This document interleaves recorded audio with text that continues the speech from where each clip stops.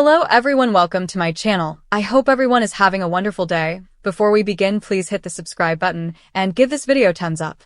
The Bold and the Beautiful, BNB, spoilers for the next 2 weeks, March 30th to April 10th, state that Steffi Forrester Finnegan, Jacqueline McInnes Wood, will blow out, while Sheila Sharp, Kimberlyn Brown, returns to a dangerous path. Brooke Logan Forrester, Catherine Kelly Lang, and Ridge Forrester, Torsten K., will also discover something unexpected, so let's talk about it. During the week of March 30th to April 3rd, Sheila would terrify Taylor Hayes, Rebecca Budig, in her bedroom. Taylor appears to be on his own against Sheila's knife, while Deacon Sharp, Sean Cannon, climbs out the window and down the side of the house. Deacon will be naked when this happens, but it's better than Sheila discovering he was in Taylor's bed. However, Sheila may notice the clothes Deacon left behind, which could serve as a sign for her to consider once she leaves. Sheila may question Hope Logan Spencer, Annika Noel, about her alleged meal with Deacon during her Cliff House visit, since she will be dealing with some doubts. Hope may lie clumsily, making Sheila even more suspicious.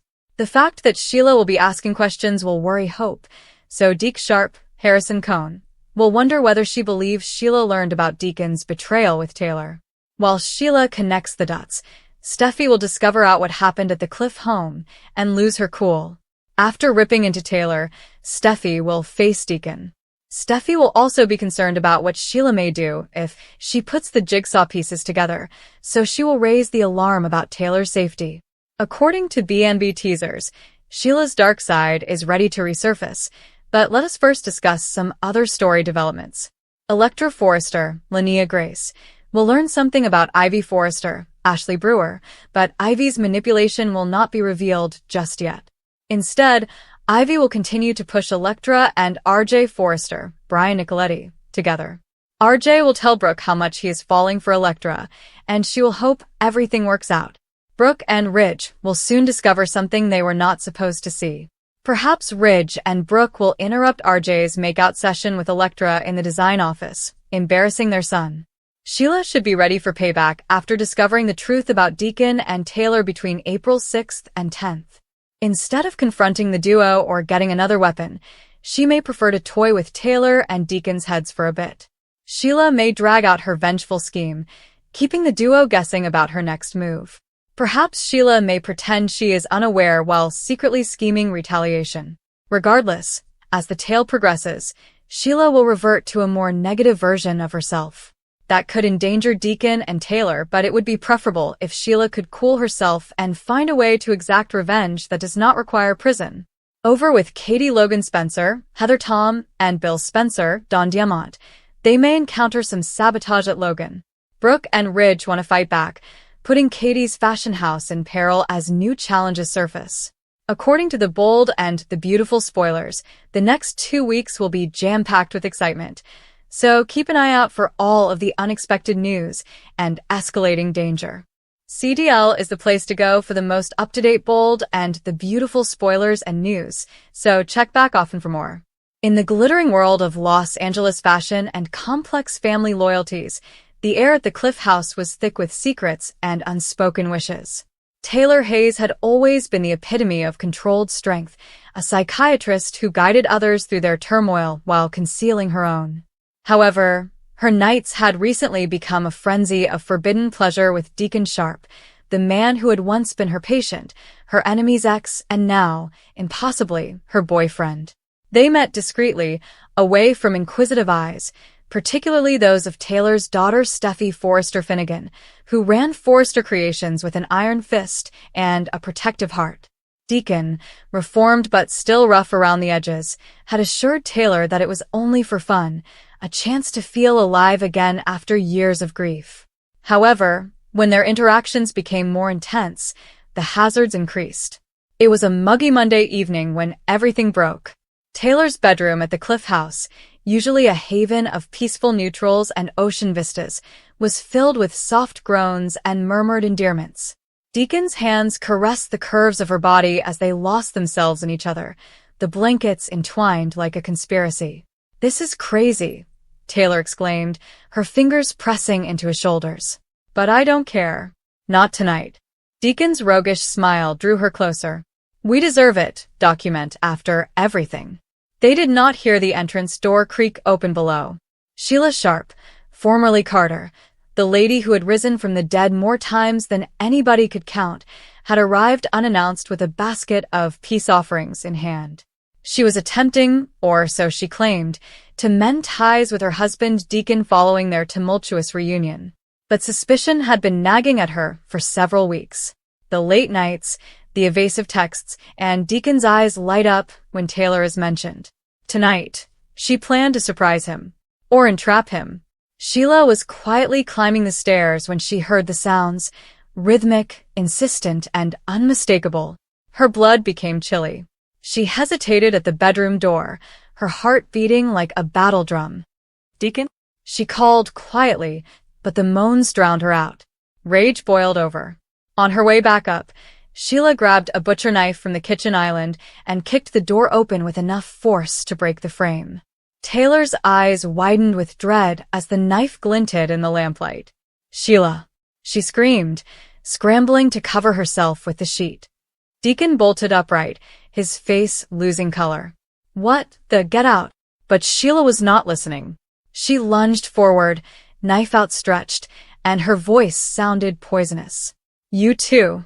On my husband's bed? I believed someone was harming you, but this is a betrayal. Taylor's breathing became labored, and her chest tightened in a panic attack. She had experienced Sheila's wrath before, bullets, bombs, manipulations, but this raw, knife-wielding rage was primitive.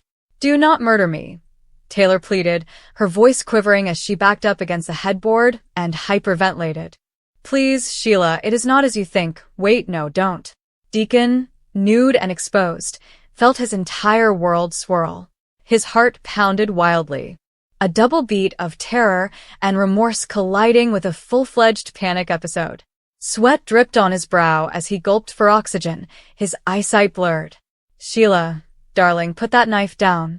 Let us talk. But there was no conversation. He saw the murder in her eyes, the same sparkle that had already claimed lives. In a desperate gesture, Deacon grabbed the window latch and flung it open.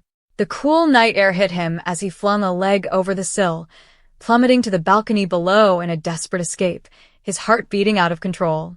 He fell hard on the grass, gripping his chest and wheezing as panic seized him tighter.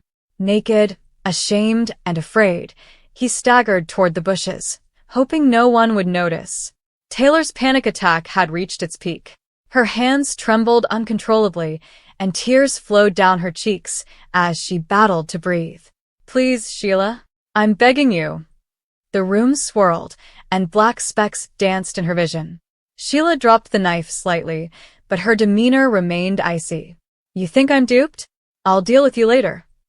She moved away, closing the door, leaving Taylor curled in a fetal position on the bed, gasping and wailing as the attack faded into shuddering gasps. Sheila stormed out, the knife remaining in her white-knuckled grip. She didn't spot Deacon sneaking away into the darkness, or the abandoned clothing he'd left behind in his haste, a clue that would haunt her later.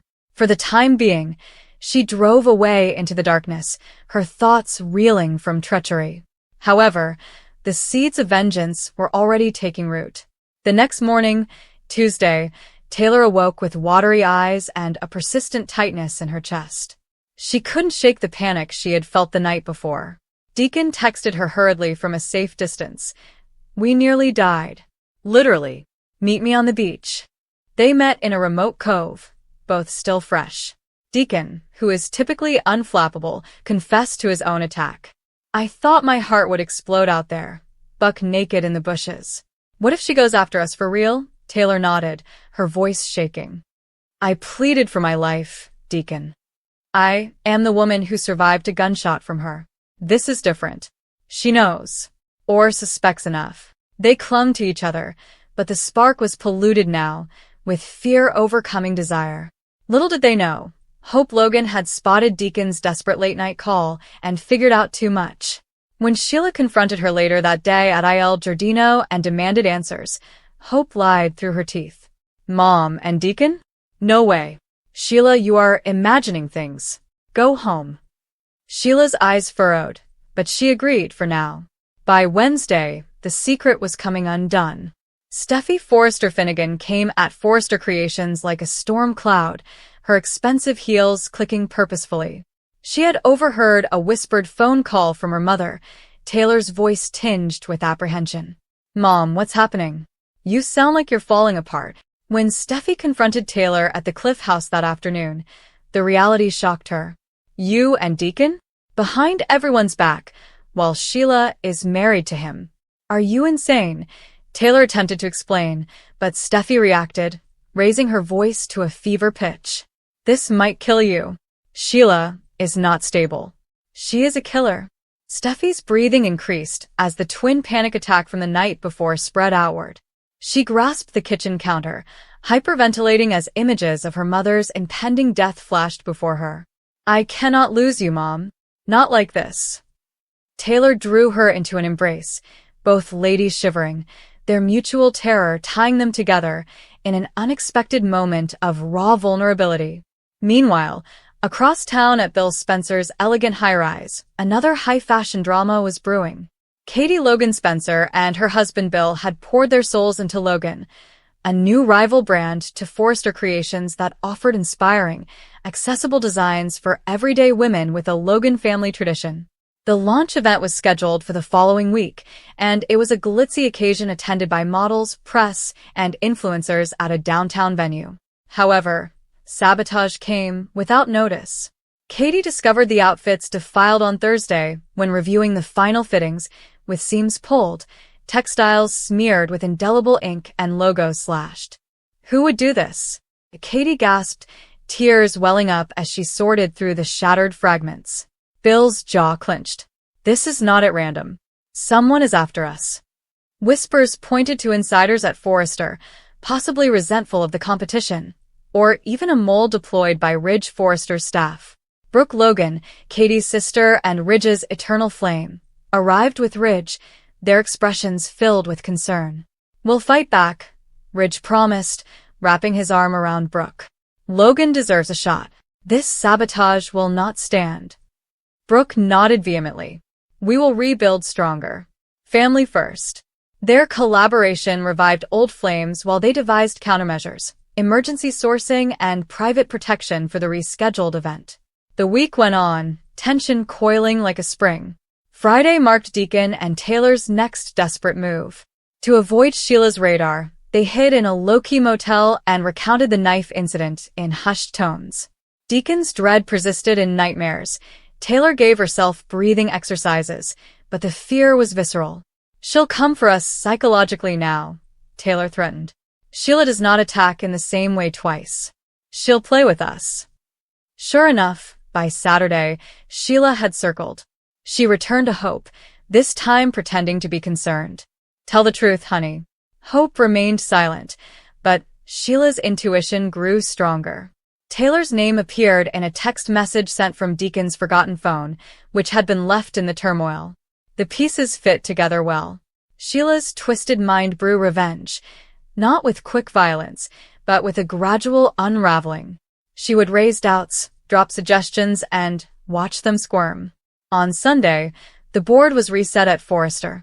R.J. Forrester and Electra Forrester's burgeoning romance provided a lighter note, while Ivy Forrester pulled the strings, bringing them closer while focusing on her own objective. Brooke and Ridge observed a stolen kiss in the design studio, raising their eyebrows but remaining sympathetic. "Young love," Brooke said, smiling. But the shadow of sabotage loomed. Katie's team worked hard, with Ridge providing discreet resources to counter the attack.